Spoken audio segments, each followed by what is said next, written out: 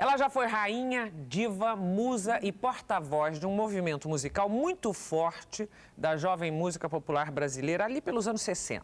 Hoje, com pouco mais de 50 anos, está mais reclusa e meditativa, enquanto escreve um livro que promete muitas novidades. Seu nome foi um dos primeiros do Brasil a se transformar em marcas de produtos. Hoje, uma prática comum entre novas estrelas. Já fez cinema vivendo o papel de si mesma e tem um apelido que ela acha que não define de verdade a sua personalidade. Ternurinha. Nasceu em Minas, criou-se no Rio, mas vive mesmo em São Paulo. Hoje, de frente comigo, Vanderleia. Se você não é ternurinha, você diria que você é o quê? Que bom apelido hoje seria para você, um bom apelido? O Erasmo costumava dizer que ele era o ternurão e eu era a tremendinha. Eu acho que tremendinha combina mesmo com você. Não, eu acho que, como boa geminiana, a gente tem um lado sempre, um lado meio moleque, um lado meio engraçado, Graças né? a Deus. Graças a Deus. Que conserva. Bom, que a gente conserva e tudo, né? Mas nós somos muitas mulheres com uma só. Você já descobriu quantas você ou não? Não, não sei. Não, mas ternurinha é uma boa parte, né?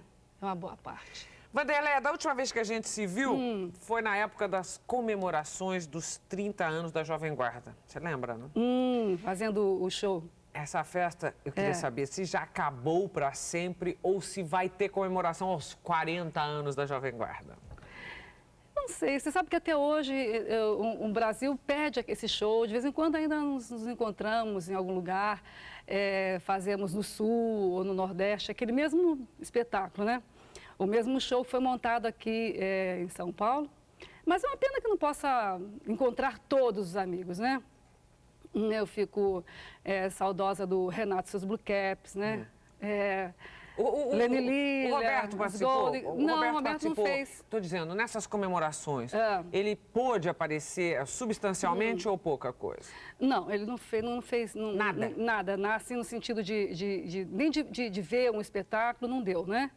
Mas o Roberto sempre teve a intenção de fazer uma coisa muito bonita, muito grande, e os empresários sempre, de uma certa forma, querendo juntar o grupo e fazer o trio, né? E de repente fica uma coisa com muitas pretensões de coisas muito grandes e o tempo vai passando. E quando me convidaram, esse grupo aqui de São Paulo, eles me convidaram para fazer, foram à minha casa e falaram, Vanderleia, dá uma importância, porque não está podendo fazer Roberto, nem Erasmo, pelo menos você e tal, para estar junto, dar uma força, né? Eu achei que era a hora, porque senão daqui a pouquinho ficou todo mundo velhinho lá assim, né? Vocês não vão ficar nunca. Você viu que graça o Erasmo? Eu tô louca para trazer o Erasmo aqui também. O Erasmo está fazendo sucesso, estão revendo o trabalho dele, não é bom mesmo? Mas o Erasmo é fantástico, né? Eu acho um compositor extraordinário.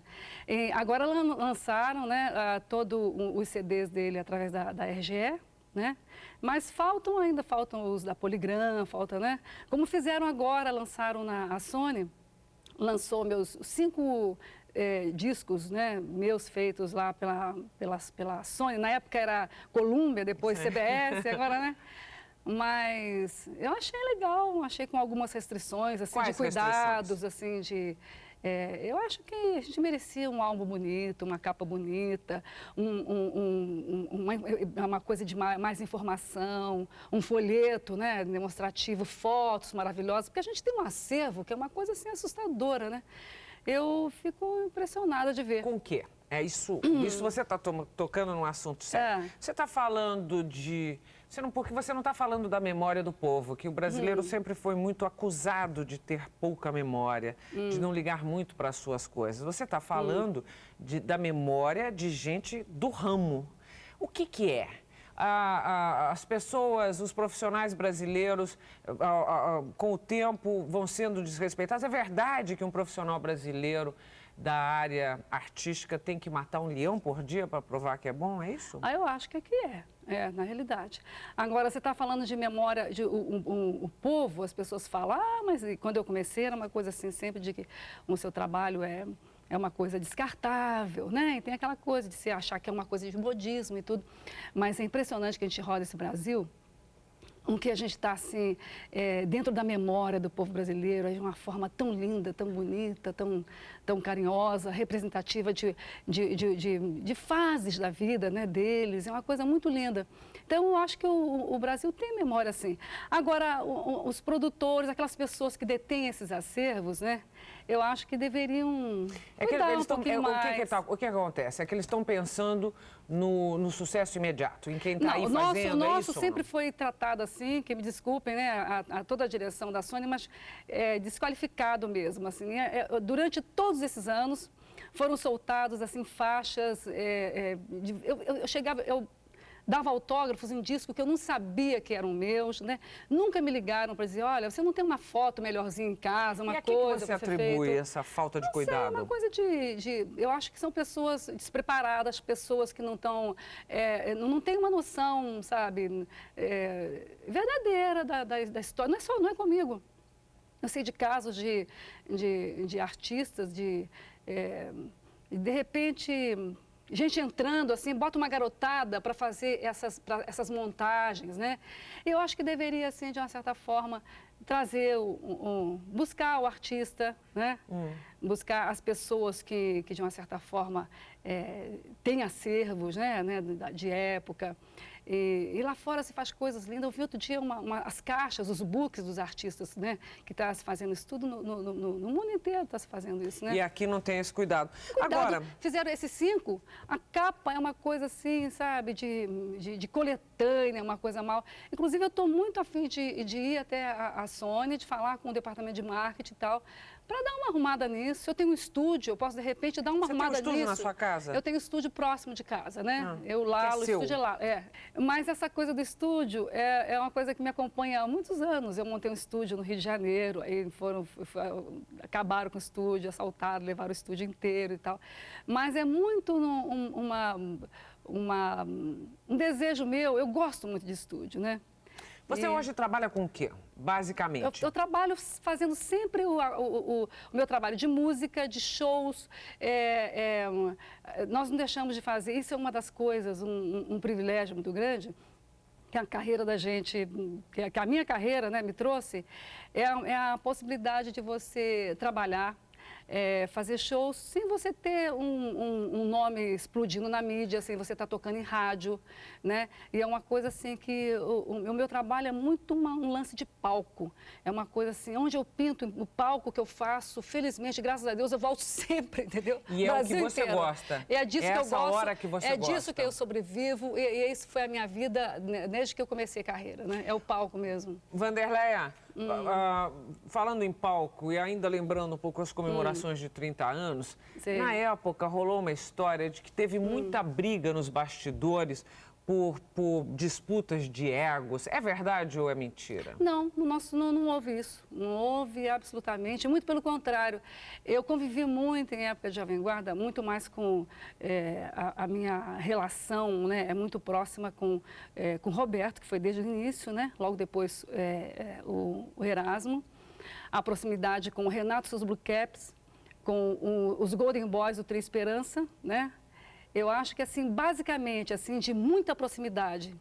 E os grupos, Ed Wilson, Cleide Alves, Cleidinha, que depois até não está fazendo mais música. E era um grupo, assim, não era aquela turma toda, porque a turma foi se reunindo depois. E durante o trabalho, era uma coisa tão intensa que você não tinha condição de conviver. Foram chegando as figuras, as personalidades, viraram colegas, mas nós não tivemos assim, uma proximidade maior, assim, sabe? Era uma coisa muito de bastidor, de camarim, né? E agora, nesse período de volta, eu pude me aproximar, eu pude conhecer melhor a Martinha, assim, né? A Martinha tinha uma história. Na época inventavam, né? Naquela época da Jovem Guarda inventavam que vocês tinham uma rivalidade, não tinham? Eles achavam assim, eles diziam que eu tinha... que era poderosa e que eu não deixava, assim, outras mulheres. Mas imagina, eu mineira lá do interior, entendeu? Chegando com todas as minhas dificuldades, assim, no sentido... eu tinha uma coisa de palco que eu sempre tive. Como até hoje eu sou uma pessoa tímida, o geminiana falante, mas muito em casa, assim, e tal, né? Mas, de uma certa forma, um pouco... só de uns anos para cá, né? Também a maturidade vai deixando você se soltar um pouco. Mais segura. Né? Mais segura e tal. Mas muito de observar a vida, né? É muito mais de perceber, de Deixa eu observar. dar uma entradinha aqui e falar numa coisa. É verdade que eu me lembro de ter lido que uma das suas frustrações era não ter feito carreira internacional. Isso é verdade? Não, não chega a ser frustração, né? Mas eu gostaria de ter feito alguma coisa assim. O Roberto mesmo me chegou uma ocasião e falou assim, olha, Dequinha, ele tem essa coisa querida, carinhosa, ele falou assim, olha, essas músicas, eu abri carreira lá fora cantando todos os nossos sucessos, né, nossos sucessos de época e tal. Se você fizesse essas músicas, regravasse essas músicas, né? Em Mas espanhol, sempre por em exemplo? espanhol, por exemplo, seria uma coisa, Você né? fala espanhol perfeitamente? Eu falo, tranquilamente. Você fala com E o Lalo quando... em casa? Não falamos não. Ele fala aquele portunhol, faz questão de... Né, a gente brinca muito. Mas eu tive uma carreira de menina cantando em castelhano, porque era a época de grandes boleros aqui no Brasil, né? Então, eu já tinha uma familiaridade. Suas filhas são bilíngues já ou não? As minhas filhas estão fazendo teatro em inglês, estão maravilhosas. Então, poliglotas já, porque falam espanhol. Imagina. Já? Não falam? Falam um pouquinho espanhol quando vão ao Chile e tem os avós e tal, entendem bem, né? E adoram inglês, né? E apaixonadas pelos Hanson e só querem cantar em inglês. Os Hanson, aqueles menininhos loirinhos? Os menininhos loirinhos. Estão tão novinhos que parecem umas menininhas Umas aí, menininhas, né? Mas elas têm 11 e 13, né? Deixa eu dar um break aqui, Tá bom. para a gente voltar a falar com Wanderleia muito de frente, olhando para a cara dela daqui a pouquinho, depois do intervalo. Tô rindo aqui porque tô de frente com Wanderleia, essa glória nacional, e que toda vez que eu encontro com ela, ela faz, eu sou tão tímida, ela tá tão insegura, e aquela timidez, e ela fala que é uma metralhadora giratória. E depois ela para e diz assim, será que eu concluí aquele assunto? Será que eu concluí? Seguinte, vamos... Mas só para te compensar, só para dar uma colocada, eu acho que é por isso que eu gosto de escrever. E durante todo o meu período em que eu fui entrevistada, eu lia e nunca concluía, nunca era aquilo que eu havia falado. Sabe por quê? Porque eu tenho uma coisa, acho que é uma contadora de casos, aquela coisa meio mineira. Você vai contar uma história, aí você faz uma volta, rodeia, mas eu volto e eu concluo lá. Mas só que nunca me deixa concluir. Porque demora muito, Wandeca. Então, demora muito, acabou o programa. Mas olha, mas eu te garanto que esse inteirinho é interessante. É um vamos lá. golpe. Na mesma época que você estava me dando entrevista pelos 30 anos da Jovem Guarda, você estava para lançar o livro, tal do livro. Soltando os Laços, era isso? Soltando. Estou soltando até hoje. Você ia lançar na Bienal. As pessoas perguntam, olha, eu não soltei os laços ainda, não lancei o livro. Mas o que aconteceu? Mas por quê? Porque, de repente, a minha agenda ficou assim, eu tenho os shows que eu faço individuais. Juntaram com os shows todos comemorativos de 30 anos. E eu fiquei nessa loucura e, de repente, independente disso, eu sou apaixonada pela vida que eu tenho, e eu tenho minhas filhas, e eu quero acompanhar tudo, sou uma pessoa que me envolvo realmente, eu não faço nada pela metade. É quase hiperativa, digamos. Eu acho que eu sou, de uma certa forma, eu sou intensa em tudo que eu faço. E para fazer o livro, eu não quis uma pessoa escrevendo ele por mim, é uma coisa que eu gosto de fazer, né? Então, eu dei uma parada, um break, eu falei, peraí, olha, eu não tenho necessidade de uma coisa de oportunismo, de fazer, eu vou fazer na medida que eu posso escrever, né? É quase um diário. Não é um diário. Sei, mas estou eu dizendo, posso fazer desse 2 livros, 3 livros. Sabe que eu estava com a sensação? Tipo assim, gente, mas eu tenho tanto... Aí eu estou em casa, lembro... Eu não contei essa história, não vou ter essa história no livro? Como é que é? Então, esse livro não termina nunca? Como é que é? Porque a gente tem tanta história, felizmente, para contar. Faça vários lançamentos? Não sei, mas sabe o que acontece? É que a biografia livro... de Pedro Nava Mas não é uma biografia, não é uma biografia, não é uma coisa assim de quem parou de trabalhar e agora vai recordar, não é uma coisa assim. Eu fazendo de uma certa forma... são coisas que mudaram o meu conceito. Assim, às vezes eu lendo, eu me acho assim um pouco jornalista comentando um fato. E aí eu acho que naquela hora eu tenho que conceituar. Eu tenho que dizer o que eu achei daquilo, por exemplo. E eu fiquei também com um melindre. Para determinadas situações, eu teria que colocar as situações vividas com o Roberto, com o Erasmo, com não sei o quê e tal. Então eu fiquei com... eu digo, sabe, como é que é isso? Porque uma coisa é uma visão da mulher, né? Uma visão de mulher, de você... E eu fiquei um pouco melindrada, eu fiquei um pouco assim, achando que eu tinha que ter um pouco mais de cuidado. Vou interromper. Vou fazer uma pergunta que cabe nesse assunto. Você não vai perguntar se eu namorei com o Roberto Carlos. Bom. Isso eu toda vez que eu que sim. Não, imagina. Olha aqui. O seu sobrenome é Salim. Você vem de Governador Valadares. Charlup Nagem Boeri Salim. Por favor, repita lentamente, vai. Você fala para a colônia libanesa. Fala. Né? Charlup Nagem Boeri Salim. Vanderleia, Charlup Nagem Boeri. Os meus avós são de uma cidade, né, de El Boar, a 20 minutos de Beirute, né, ao lado do Mediterrâneo. Né? De lá é a minha procedência. Você fala alguma coisa do idioma, não?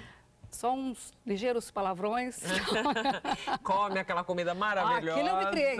As pessoas perguntam, como é que é a sua forma? Os meus amigos ficam beliscando. Eu falei, muito quibe, muito hamster, muito mal. Você nasceu em Governador Valadares? Eu nasci. Em Minas Gerais? Minas Gerais. Que é uma gente que tem muita vontade de ir embora e viajar. É verdade ou não é?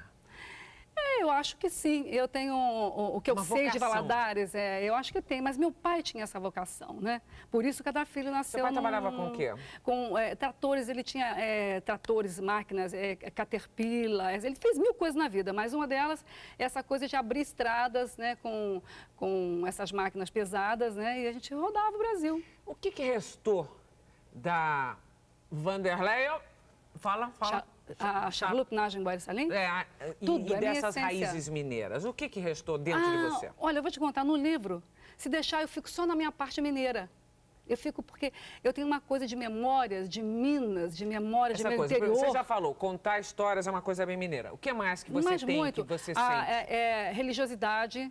Que a minha foi assim, uma coisa assim muito... Eu fui coroei Nossa Senhora, cantava de anjinho, vestida com aquelas asinhas assim e tal, subindo, né? Bem-vindo ao clube. Né? Também? Também de anjinho? Pois é.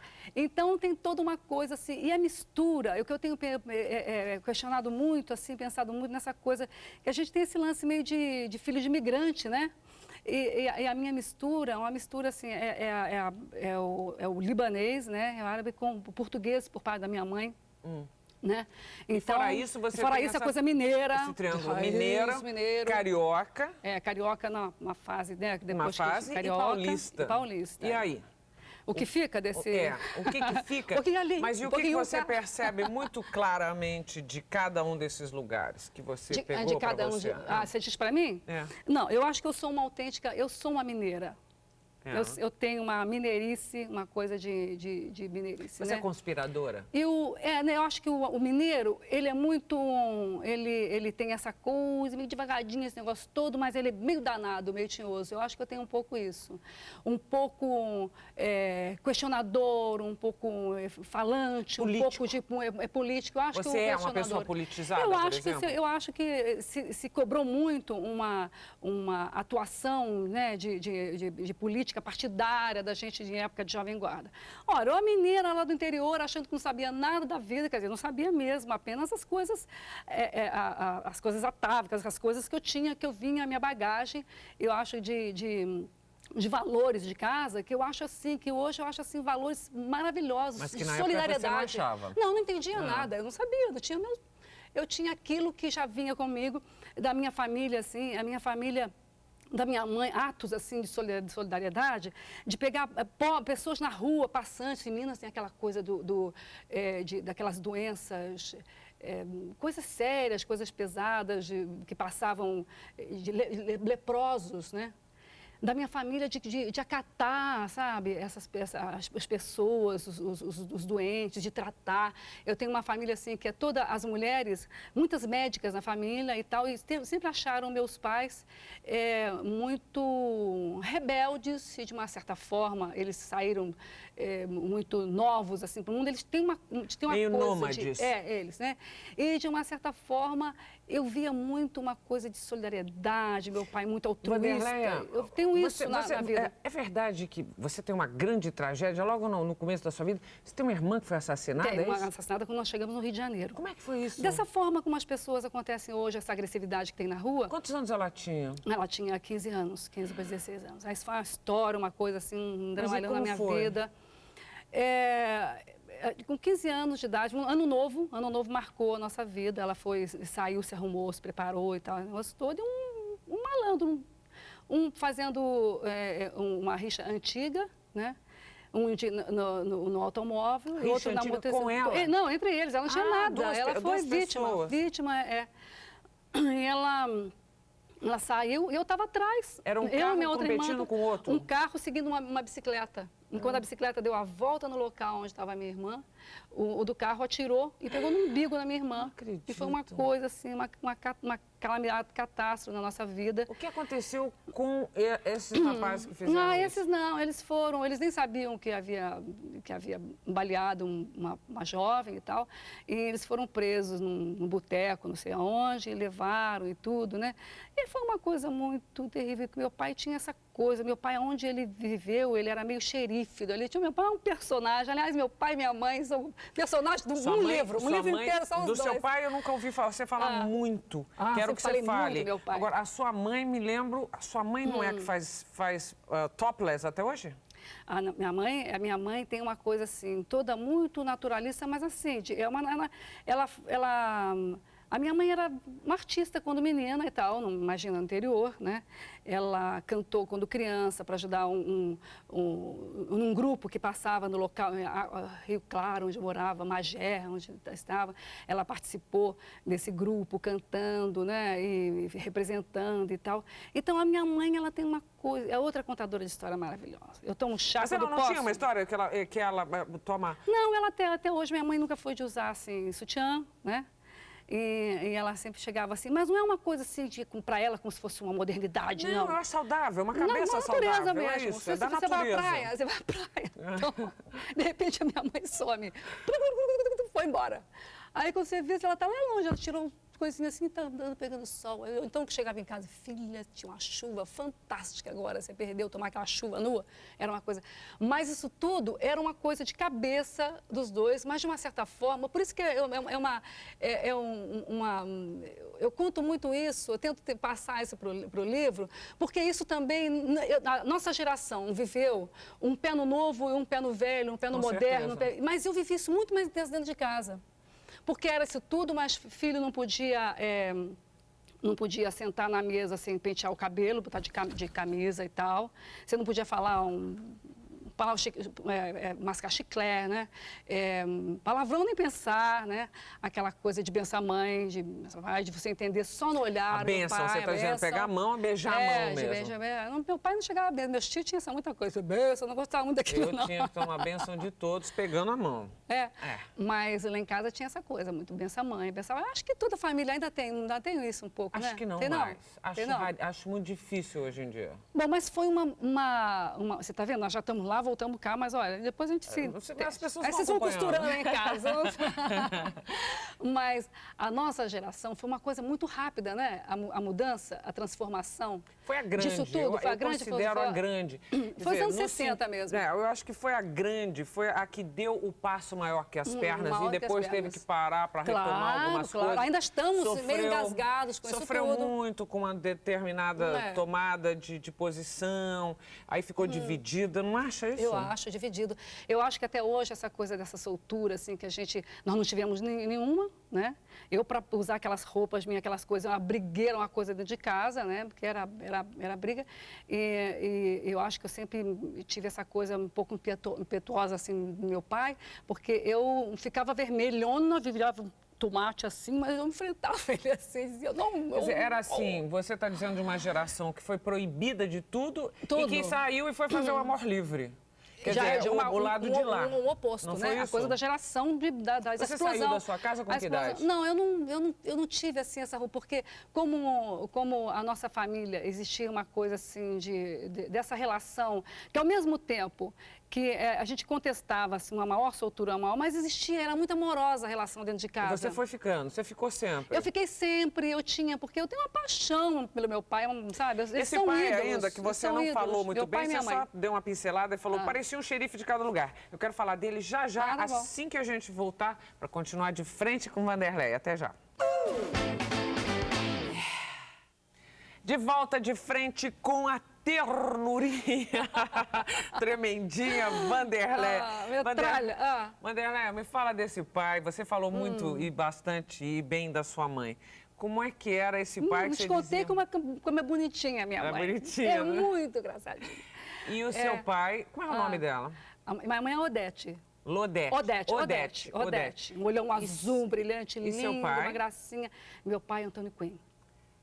Não é o nome dele. Não, mas bonito, quase 1,90 m, forte. E o nome dele? Antônio Salim. Bom, e o seu Antônio, você falou assim que em pai- todo lugar para onde ele foi, ele era um pouco xerife. Meu porque- pai sempre ele teve uma coisa de liderança, uma liderança natural, sabe? Uma coisa de... eu já fico analisando, é uma coisa de excelência, o respeito, assim. Nós tivemos uma vida, assim, de nômade, vivendo para 1000 lugares, mas em todo lugar onde eu morei, eu tinha uma coisa, assim, era uma coisa pra gente de honra, de orgulho, assim, a filha do seu Salim. Sim. E Entende? como é Que ele era, o que tinha que uma- aconteceu? Ele era líder no grupo. O que aconteceu com o seu Salim, essa fortaleza, quando sua irmã morreu dessa forma Foi uma trágica? coisa terrível, porque o meu pai, ele de repente, ele ficou muito...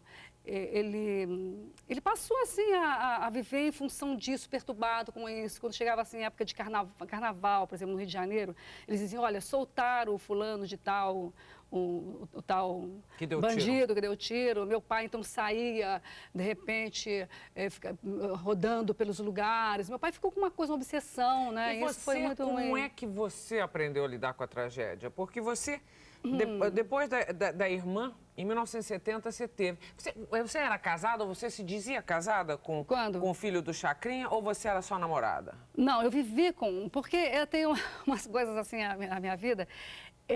talvez se meu pai estivesse vivo, porque meu pai faleceu justamente uns 3 meses antes da tragédia, do acontecimento com o Zé Renato. Com o Zé Renato. Ele chegou a conhecer o Zé Renato e tudo. Zé Renato você vivia com ele? Não, nós éramos namorados, imagina, assim, naquela coisa. Eu tive meu paizão. Mas você disse que chegou a viver com ele. Depois, meu pai faleceu.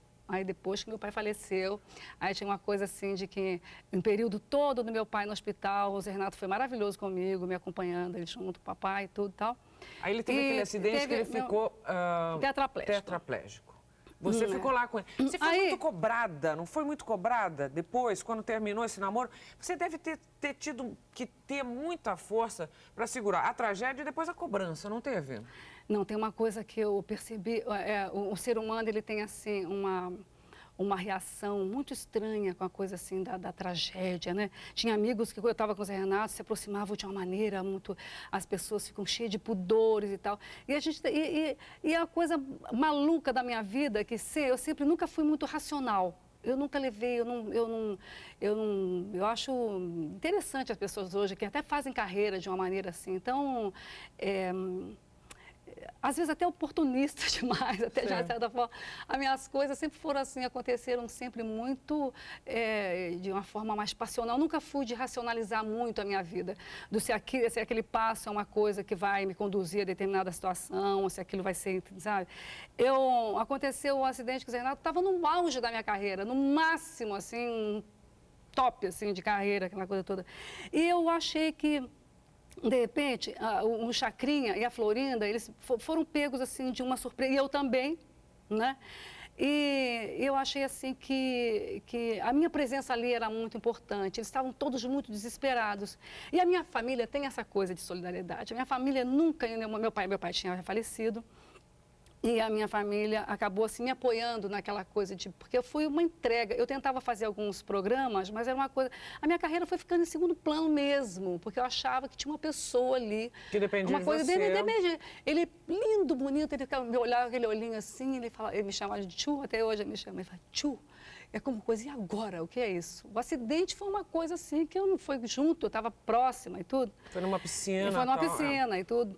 Então, eu achava que eu não podia virar as costas naquela condição. Se tivesse ficado... Aliás, que maluquice. Você perdeu um filho numa piscina também, né? Eu tenho uma história com piscina com água, não sei. Você acha que Olha, você acredita em reencarnação, essas coisas não, todas? eu a partir dessas coisas todas, que a gente fica muito, são muitas coincidências, eu aprendi a perceber que não existem coincidências. Às vezes existem coisas que, sei lá, eu comecei a procurar se eu tinha algum resgate com a... Tem outra tragédia, uma mulher quando era criança, ela tentou me afogar, uma coisa quando era pequena, foi raptada e tentou me afogar. Essas historinhas isso lá em Minas? Eu conto no livro. Isso em Minas, isso? Isso quando nós viemos morar no Rio de Janeiro. Gente, que chegada no Rio de Janeiro que vocês tiveram também? A primeira chegada, quando meu outro irmão, o meu irmão que sempre me acompanhou, o Bill, né? Ele nasceu no Rio de Janeiro. E tem esse caso de uma mulher louca, eu estava brincando na porta de casa e eu fui levada. Então, eu fiquei assim, analisando a coisa do resgate com água.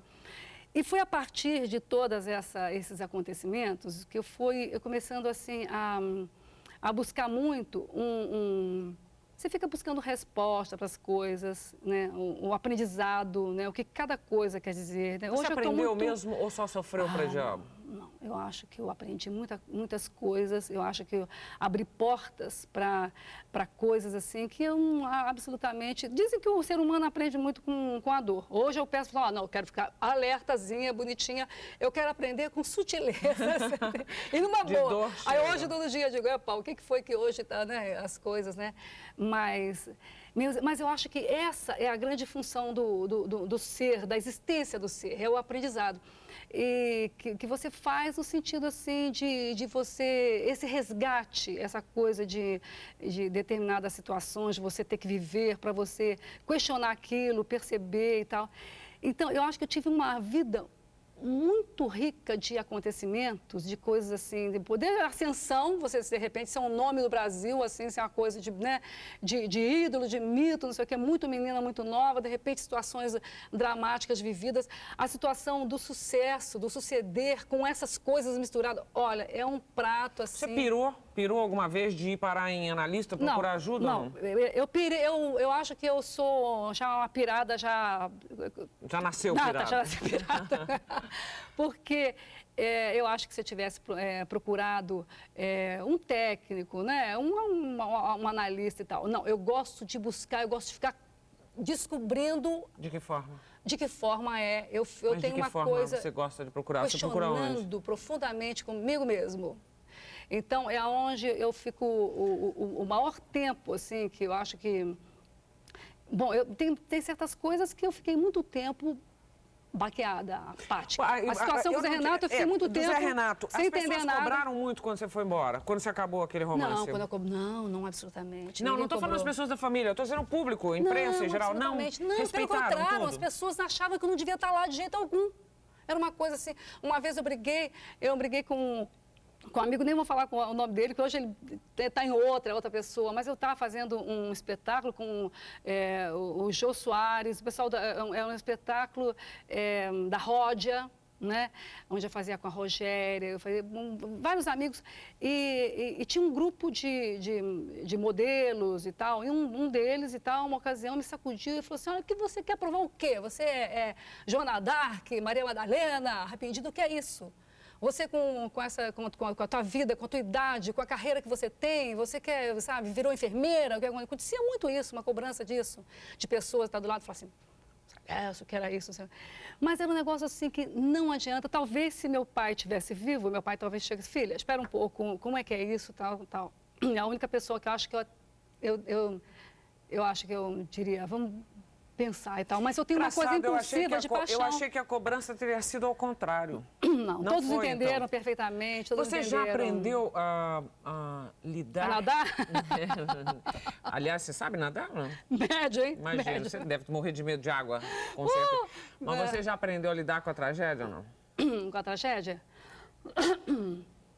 Bom, tragédia é uma coisa que sempre você fica vendo em televisão, essas coisas todas, isso tudo, a sensibilidade da gente não adianta, você não fica uma coisa, agora absolutamente, né?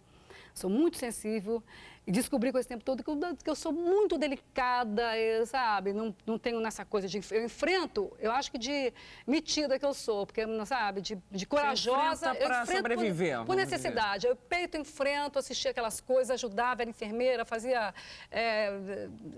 ajudava os médicos, e tinha escara, eu ajudava a fazer o curativo.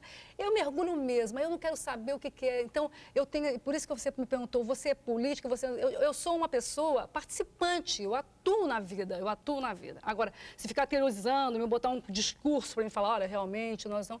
Isso eu não sabia, nem naquela época eu saberia, porque eu achava que tinha pessoas mais preparadas para isso tudo. Isso para fazer um adendo lá atrás, né? Nós estamos juntando aqui tudo. Estamos costurando. Se sair fumaça, joga água, ok? Aqui. Mas, de uma certa forma, a tragédia é uma coisa assim que a gente passa a ficar assim um pouco... você perceber, aceitar mesmo os desígnios, assim, porque de você Deus. acha Então, que é destino mesmo. Está escrito em algum lugar. Está escrito nas estrelas? Eu acho que em conclusão? determinadas situações Acho que a vida do meu filho, por exemplo. Meu filho vem me abrir portas para esse aprendizado mais profundo. Isso é a única coisa que eu acho sério na minha vida, porque o resto eu aprendi a não me levar a sério, no sentido assim, aquela coisa de, porque eu detesto o prepotente, aquele vaidoso, sabe? Você mudou a sua forma de ser mãe? Esse dom da maternidade muda a partir da perda do seu filho? Você é mãe diferente para suas filhas? Não, eu sou uma mãe muito... sou mãe tempo integral mesmo, né? Mãezona mesmo e tal. Mas eu sou uma mãe... Eu acho que eu tenho esses dois lados da minha... São duas características muito fortes. Eu sou assim, uma eterna teenager ou então uma cigana centenária mesmo. Tem aquela coisa profunda, entendeu? Que eu brinco, mas é uma coisa real. É uma coisa da tua percepção, da tua noção, da tua atuação dentro do universo e tal. Então, isso é uma coisa que cada dia mais eu amplio, cada dia mais eu aprendo, cada dia mais eu sinto que eu posso atuar, né? E cada dia mais eu tenho observado e é uma coisa assim de você ficar mais eficiente, né? E perceber e tal. E um outro lado, que é um lado muito moleca que eu tenho, que é muito uma coisa assim de... Que às vezes usa as filhas para serem suas mães. Às vezes elas têm um pouco mais... Mãe, eu vivo brincando muito. Eu brinco muito porque eu acho que a gente não tem que levar a vida com tanta seriedade, com tanto peso. E às vezes as pessoas fazem, às vezes de coisas muito pequenas, fazem uma coisa, um estardalhaço, complicam muito a vida. Então eu aprendi um pouco a aceitar as coisas de uma maneira mais leve, né? Tudo isso em cima de pernas sensacionais. Suas pernas continuam ótimas? Ótimas. Intervalo e já a gente continua de frente com Wanderleia. Até já. De volta de frente com Wanderleia, canta uma frase da música que anda na sua cabeça ultimamente por qualquer motivo. Dentro de mim aparece às vezes outra mulher que me vive em segredo. Um ser estranho que até sinto medo que um dia me expulse de mim. Que bonito. Uma é tão santa que até... o tom que não é, uma é tão santa que até Deus duvida. Outra é tão louca, é doida varrida. Sabe de tudo que passa comigo, vive dentro de mim. Essa música?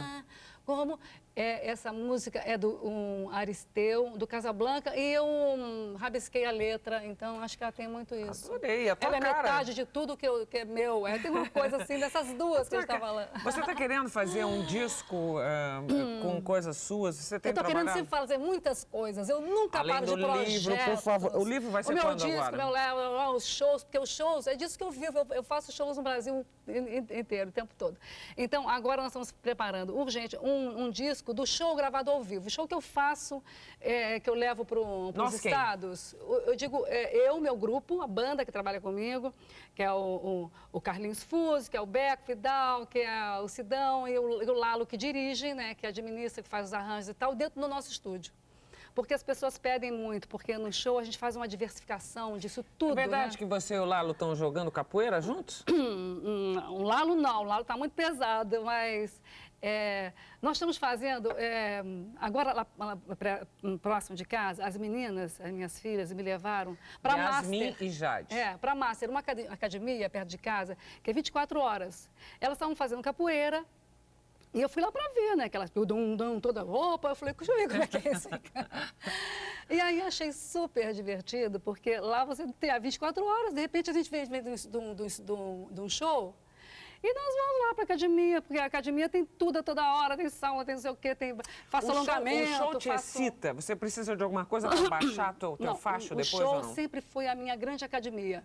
Pois é, mas estou dizendo, e você sai excitada? Você precisa de alguma coisa para baixar o facho ou você sai cansada? Não. Eu saio ligada, pronta para fazer o segundo show. Eu gosto muito de brincar com essa coisa. O glamour na minha vida é uma coisa, é o lado da brincadeira. Eu gosto de me fantasiar para o palco, eu gosto de inventar coisas assim, né? No palco, eu sempre teve uma coisa de brincadeira assim, por mais que naquela época eu fosse mais calada e mais tímida e tal, né? Eu sempre tenho uma coisa assim, não sei ensaiar.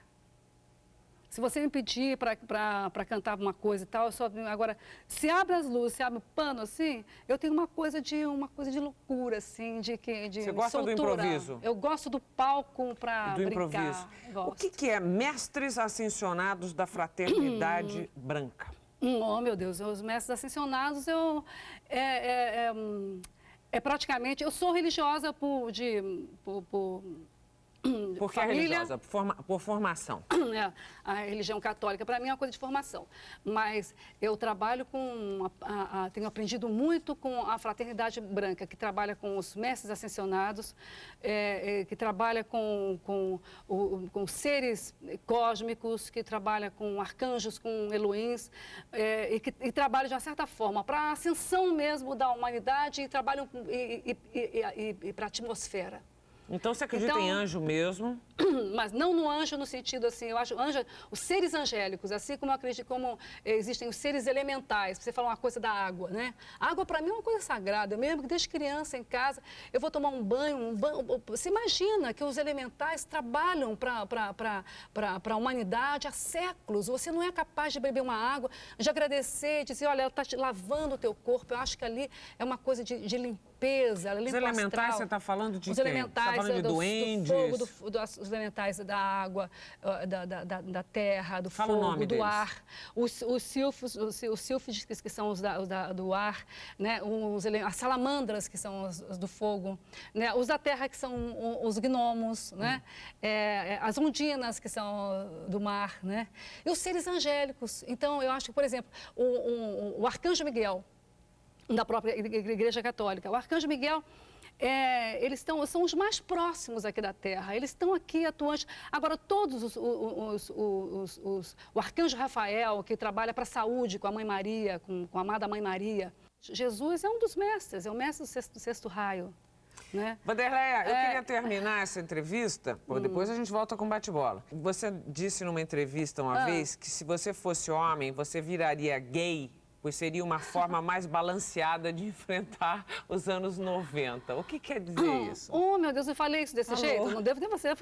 Mas de uma certa forma, eu acho que, se parar a analisar por aí, eu acho que o homem está começando assim, a soltar assim, uma coisa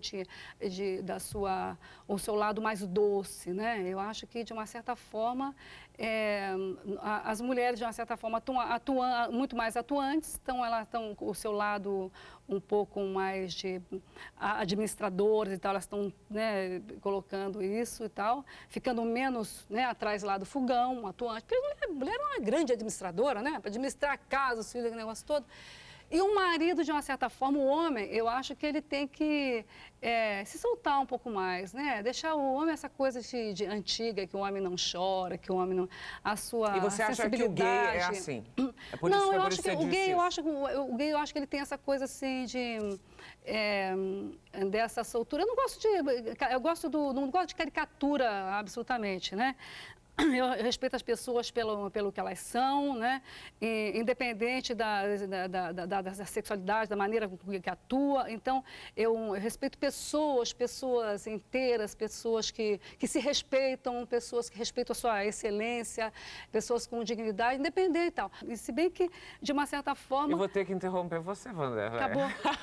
Ó, tchau. Gente, essa mulher é uma metralhadora. Como se ela não fosse. Peraí que a gente já volta a fazer um bate-bola com o Vanderlei. Bate-bola. Tá bom.